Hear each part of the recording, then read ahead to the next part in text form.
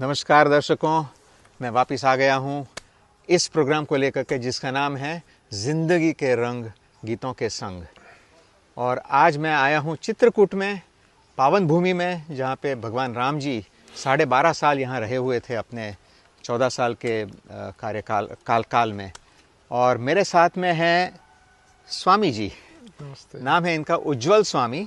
नमस्ते। और ये आए हैं इंदौर से जी। और ये एक बहुत ही इंटरेस्टिंग चीज़ करते रहते हैं। तो वो एक ज़िंदगी का जो रंग है हमारे ज़िंदगी का, वो आप बताएंगे। स्वामी जी बताइए कि कौन सा रंग आप लेके आए हैं। जीवन दिलीप जी बहुत ही इंद्रधनुषी है जी। और इस विभिन्न रंगों से जीवन का निर्माण हुआ है। तो मेरा चूंकि जीवन तनाव से और चिंताओं से जूझते हुए गुजरा है, तो मैंने एक रंग को चुना कि जो मेरे लिए बहुत ज़रूरी था जीवन में, आनंद और हंसी। अरे क्या बात है। हास्य मेरा विधा है और मैं हास्य योग का अंतर्राष्ट्रीय प्रशिक्षक हूँ। तो आपको नहीं लगता है कि बचपन में जो बच्चा होता है छोटा, मैंने देखा है कि 3 महीने का भी बच्चा जो होता है जी, वो दिन में 400 बार हंसता है, थोड़ी सी मुस्कान। और जब वो हमारी उम्र के आ जाते हैं, उससे भी कम, तो 400 के तीनों के तीनों जीरो जो है ना, वो निकल जाते हैं। 4 बार भी अगर वो हंस लिया तो लगता है बहुत अच्छा रहा। सही कह रहे हैं। तो हास्य रस जो होता है हमारे जीवन में, हंसने का जो रंग, बहुत इम्पोर्टेंट है। जी जी, सही कह रहे हैं। और आप बता रहे थे कि जीवन में कुछ ऐसा घट गया कि आपको लगा कि आपको चाहिए ये हास्य। जी हाँ, जी हाँ, जी। तो जरा बताइए कि हास्य से आपको मिला क्या और क्या हुआ, क्या घटना थी आपकी। मेरा सामान्य बच्चे के जैसा ही बचपन भी रहा और सब कुछ उसी प्रकार से चल रहा था और बड़ा हंसता खेलता मेरा परिवार था। मैं अपने परिवार में इकलौती संतान हूँ, मतलब मेरे माता पिता की, और राजस्थान के एक अच्छे संपन्न घराने से आता हूँ। तो बड़े नाजों से मुझे पाला पोसा गया था, सब कुछ अच्छा था और बड़े कंफर्ट में, एक आरामदायक जीवन जैसा सभी जो वैभवशाली परिवारों में बच्चे जन्मते हैं, बड़े कंफर्ट में रहते हैं, वैसा मेरा जीवन था। फिर राजस्थान में प्रतापगढ़ का मेरा जन्म है, लेकिन उच्च शिक्षा के लिए मैं उदयपुर गया। वहाँ भी मेरे अच्छे संपर्क रहे, आनंददायी जीवन रहा, सब कुछ बढ़िया रहा। और मेरी चूंकि यात्रा तो लंबी रही, लेकिन संक्षेप में हास्य से जुड़ाव कैसा हुआ ये बताना चाहूँगा। बिल्कुल बिल्कुल। जी जी। तो भोपाल नोबल्स कॉलेज में पढ़ा हूँ, फार्मेसी किया है मैंने, बीएससी साइंस बायोलॉजी से किया। अच्छा। शिक्षा भी अच्छी प्राप्त की, सब कुछ बढ़िया था। पुस्तकों का बड़ा मेरे को शौक था पढ़ने का, तो साहित्य की भिन्न भिन्न प्रकार की पुस्तकें मैं पढ़ता था और इससे थोड़ा बहुत जो है बौद्धिक जो ज्ञान होता है वो जीवन में जरा मुझे प्राप्त हो गया, ऐसा कह सकते हैं।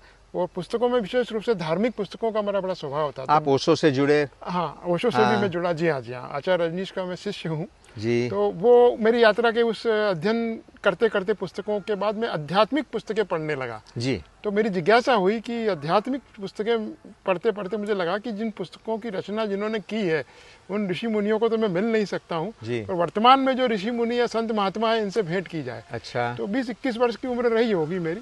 मैंने पूरे भारतवर्ष में जब जब मौका लगा बाहर जाने का, या मैंने खुद मौके अवसर क्रिएट किए, तो सारे उस समय के वर्तमान मेरे युवावस्था के यंग संत महात्मा जो भी नामी गिरामी थे, सभी से मैं मिला। आप किसी भी ख्यातनाम संत का नाम बताएं तो मैं बता सकता हूँ कि उनसे कब मिला, कहाँ मिला, क्या संस्मरण रहा। तो ऐसे में ज्ञान अर्जन करता रहा। ये हास्य की बात जो है वो कब से शुरू हुई? वही हुआ। तो ज्ञान अर्जन करते करते मुझे लगा कि ये तो काफी, मेरे को पुस्तकों का अध्ययन होगा, धर्मग्रंथ सारे पढ़ लिए और संत महात्माओं से मिल लिया, लेकिन मुझे एक असंतोष सा बना रहता था कि मुझे जो वास्तविक रूप से जो एक आनंद की जो तलाश रहती, जैसे एक मूवी आया था हिंदी में, किक। तो I was searching for the kick actually. अच्छा। कि किक मिल जाए लाइफ में, कुछ रोमांचक हो, कुछ मजेदार हो। पुस्तकें पढ़ी, उसमें भी कुछ ऐसा नहीं लगा जिससे कि आनंद कैसे मिले, क्योंकि खोज तो मैं आनंद ही रहा था, भटकाव बहुत रहा जीवन में। लेकिन 2011 की घटना से पहले का बैकग्राउंड ये रहा कि हास्य की तरफ कैसे जुड़ा जी। तो जब इतने संत महात्माओं से मिला, करीब करीब सारे धर्म ग्रंथ मैंने पढ़ डाले, तो मुझे लगा कि कुछ एनजीओ मैंने शुरू किया, उस संस्था का मैंने गठन किया, शाश्वत सत्य अनुसंधान परिषद, सत्य का अनुसंधान करने वाली संस्था। वो संस्था के तहत मैं परिचर्चाएं आयोजित करता था और विभिन्न प्रकार के ज्ञानी ध्यानी लोग उसमें आते थे। बहुत सारे जो संप्रदाय हैं उसके विशेषज्ञ लोग जो है वो आते थे, उसमें परिचर्चाएं होती थी। सत्य के अनुसंधान की जी। लेकिन 2 साल मैंने जो परिचर्चाएं की तो उसमें मैंने देखा बड़ा शास्त्रार्थ होता था, घमासान होता था। मुझे लगता था कि इससे कुछ सार्थक निकल नहीं रहा है, विवाद, शास्त्रार्थ तो विवाद ही हो जाते विवाद थे। हो जाता था, हाँ, ज्ञानी हाँ। लोग लड़ने लग जाते जी। तो फिर मेरा भी इतना ज्ञान इतना हो गया था संत महात्मा से मिलते मिलते, तो मैंने कहा ये संस्था को भंग करते हैं। तो मैंने नई संस्था बनाई। हालांकि मेरी संस्था मध्य प्रदेश शासन से रजिस्टर्ड भी हुई और शाश्वत आनंद करके मैंने एक संस्था बनाई। अच्छा। ये 2007 की बात है। अच्छा। मतलब काफ़ी बरस हो गए, आज 18 साल हो गए लगभग। तो शाश्वत आनंद संस्था बनाने के पीछे था कि आनंद लक्ष्य सत्य का अनुसंधान करने में तो घमासान और लड़ाइयाँ हो जाती, विवाद हो जाते पंडितों के बीच में। तो ऐसे में अपनी बातें कहने लगा और इस दरमियान संत महात्माओं से मिलते मिलते ज्ञान हुआ था। तो मैं अपने जब बातें कहने लगा तो लोगों को मेरी बातों में कुछ रुचि जगी। तो 2-3 सालों में ऐसा हुआ कि लोग मुझे सुनने के लिए आने लगे, मुझे कार्यक्रम में बुलाने लगे। और 2007 से 11 4 सालों के अंदर मैं भी एक जाना माना गुरु जैसा हो गया। इंदौर में लोग बुलाने लगे, बाहर बुलाने लगे। और इंटरनेट का मुझे बड़ा शौक था, तो मैंने एक याहू में ऑनलाइन स्कूल, याहू पे मैंने ग्रुप बनाया और फॉरेन से काफ़ी लोग कनेक्ट हुए।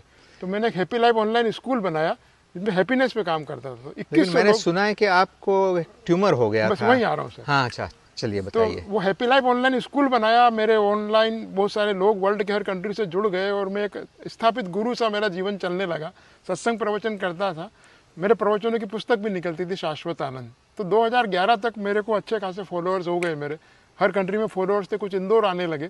तो मैं जब प्रवचन करता था, मीडिया के लोग भी रहते थे, कभी कभी कवरेज भी होता था, कुछ वीडियो बनाते थे, सब कुछ अच्छा चल रहा था। पर मैं जब बात करता था तो मुझे सर में, जब 1 घंटा का लेक्चर के बाद क्वेश्चन आंसर सेशन रहता था, तो मुझे कुछ सर में दर्द का एहसास हुआ। बाद में मैंने उसको नेगलेक्ट किया, लेकिन बाद में वो 3-4 महीनों की जब मैंने लगातार उसको मैंने देखा कि दर्द नहीं जा रहा, चेकअप से मैं गुजरा और एक शॉकिंग खबर मुझे सुनाई गई। मेरे न्यूरोलॉजिस्ट ने कहा आप MRI करें और MRI में I was diagnose with A tumour. ओहो। और वो ब्रेन ट्यूमर था। और उस समय तक मैं ख्यातनाम था, प्रसिद्धि थी, संपन्न परिवार से था, पैसा है, प्रतिष्ठा है, बहुत सारे फॉलोइंग है, लेकिन मेरा स्वास्थ्य जो है वो ब्रेन ट्यूमर के कारण गिर रहा था। और फिर मैंने पूछा मेरे डॉक्टर से कि क्या मेरे पास कितना समय है। उनका ये रेयरेस्ट ऑफ द रेयर किस्म का ट्यूमर है, 1 लाख में से 1 लोगों को होता है और आपको ऐसा।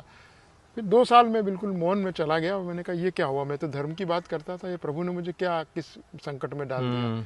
2 साल मैंने सत्संग संस्था भंग कर दी, सब कुछ खत्म कर दिया और मैं मौन में रहा। और 2 सालों में मेरा 6-8 महीने ट्रीटमेंट चला। I am still on medication. Okay.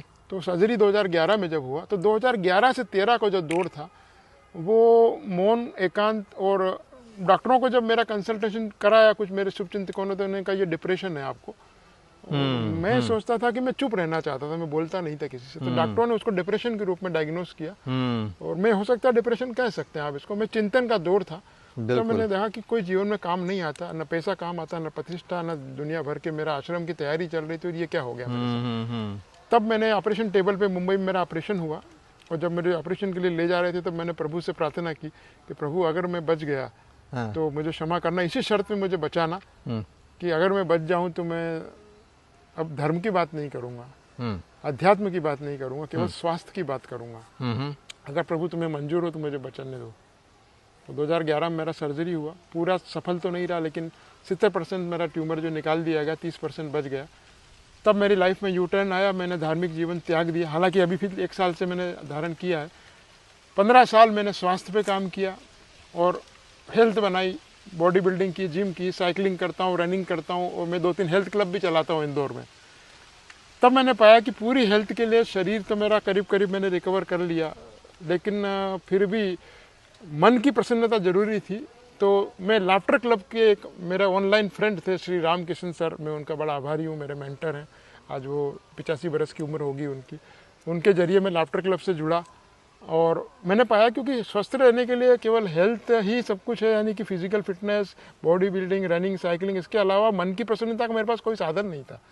एक पुराना गीत मुझे याद आ रहा है, आप जो बता रहे हो ना सर कि वो बहुत पुराना है, शायद पता नहीं मैं गुनगुना पाऊँ। वो कहते हैं कि हंसते गाते यहाँ से गुजर, दुनिया की तू फिक्र परवाह ना कर।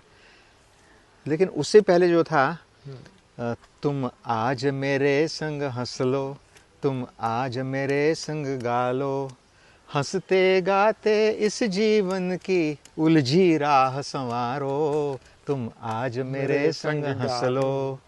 तो आपने वो हंसी बनानी शुरू की और मुझे मालूम है कि आप बहुत सारे फॉलोअर्स हैं और आप रेगुलरली हास्य क्लब करते हैं। तो एक छोटा सा हास्य हो जाए हमारे दर्शकों के लिए आप बता दीजिए। ऐसे तो सैकड़ों विधियां हैं दर्शकों, और हास्य की तो हमारा क्लब है, हमने गिनीज वर्ल्ड रिकॉर्ड भी बनाया है मनपसंद लाफ्टर क्लब के नाम से। आप सर्च करेंगे गूगल पे, फेसबुक, इंस्टाग्राम, तो आप हमारे हज़ारों वीडियो देख सकते हैं। और वो कम्युनिटी इवेंट होता है, उसमें बहुत सारे लोग रहते हैं, ग्रुप में हम हंसी करते हैं। लेकिन चूंकि दिलीप सर का आग्रह था कि कोई हंसी की जाए, तो दरअसल ये दिल है ना सर, ये दिल हम खोलते नहीं हैं, नहीं खोलते हैं तो फिर वो खुलता है डॉक्टर की टेबल पर। वहाँ पर एंजियोग्राफी, एंजियोप्लास्टी, वो सब चीज़ें होती है। मैं मेडिकल में रहा हूँ, आप लोग भी समझते होंगे। तो इस दिल को खोलें। हास्य के लिए आपको कुछ करना नहीं होता है, कुछ बहाने चाहिए होते हैं, ठीक है ना। तो एक क्लैपिंग हम करते हैं जरा इस इंटरव्यू के लिए, दिलीप सर के लिए, और संगीत की विधा में जो आप इतना अद्भुत कार्य कर रहे हैं, आपको मतलब समर्पित करते हुए ये प्रशंसात्मक एक क्लैपिंग है। ओके। अब इसमें हम एक एप्रिसिएशन लाफ्टर करते हैं। एक एप्रिसिएशन लाफ्टर, एक क्लैपिंग तो आइस ब्रेक करने के लिए किया। कई बार लोग हंसते नहीं है, तो कुछ तो भी किसी बहाने से हंसाना है, तो कुछ भी ड्रामा करना पड़ता है।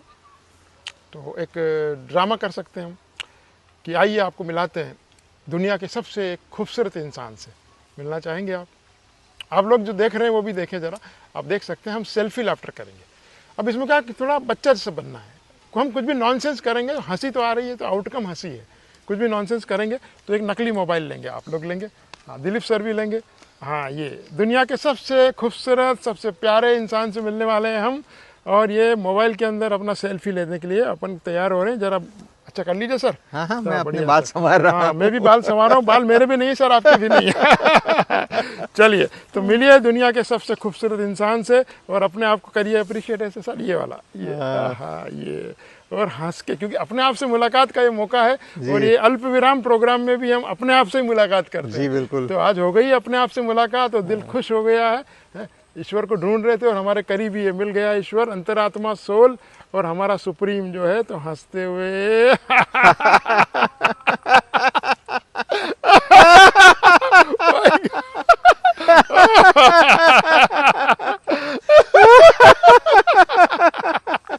और इसके लिए एक वेरी गुड करेंगे, दिलीप सर भी करेंगे और आप लोग जो दर्शक देख रहे हैं वो भी करेंगे। अगर आपको अच्छा लगा हो तो, क्योंकि हंसने में आप नकली भी हंसते हैं तो आपकी बॉडी को मालूम नहीं होता। डोपामिन रिलीज होंगे, एंडोर्फिन रिलीज होंगे, हैप्पी हार्मोन्स रिलीज होंगे, और प्रेम में रहिए तो ऑक्सीटोसिन भी रिलीज होगा। तो एक एप्रिसिएशन के लिए वेरी गुड करेंगे। हैं, ये जो सर से बातचीत रही बड़ी आनंददायक रही। तो हम कहेंगे कि ये सेल्फी लाफ्टर और ये जो हमारा इंटरेक्शन दिलीप सर के साथ रहा वो कैसा रहा, कैसा लगा, तो हम लोग करेंगे। आप भी अपनी जगह पे करेंगे। फिर करना कुछ नहीं, मैं पूछूंगा कि ये सेल्फी लाफ्टर कैसा लगा, थोड़ा स्टाइल के साथ। जरा मूवमेंट में आइए ऐसे, हाँ जरा ड्रामा। सेल्फी लाफ्टर कैसा लगा, मैं बोलूँगा आपको, आप बोलेंगे अच्छा लगा, अच्छा लगा, ये। हाँ, थोड़ा जंप करते। ओके, सो सर, अरे रेडी सर? हाँ। सो यस, दर्शकों आप भी करेंगे सेल्फी ड्रामा के साथ। तेरा ड्रामा, सेल्फी लाफ्टर कैसा लगा, अच्छा लगा, अच्छा लगा, ये। एक बार और, रिटेक हो गया, एक बार और। ओके, सेल्फी लाफ्टर कैसा लगा, अच्छा लगा, अच्छा लगा, ये। Thank you. हंसते रहिए, मुस्कुराते रहिए। आपका कोई मैसेज हो तो आप दर्शकों। बिल्कुल सर, बहुत बहुत धन्यवाद आपका सर, कि आपने हमारे दर्शकों को बहुत खास बात बताई कि हंसते रहिए और गुनगुनाते रहिए और अपना सेहत बनाते रहिए। फिर मिलेंगे किसी अगले एपिसोड के साथ में। धन्यवाद।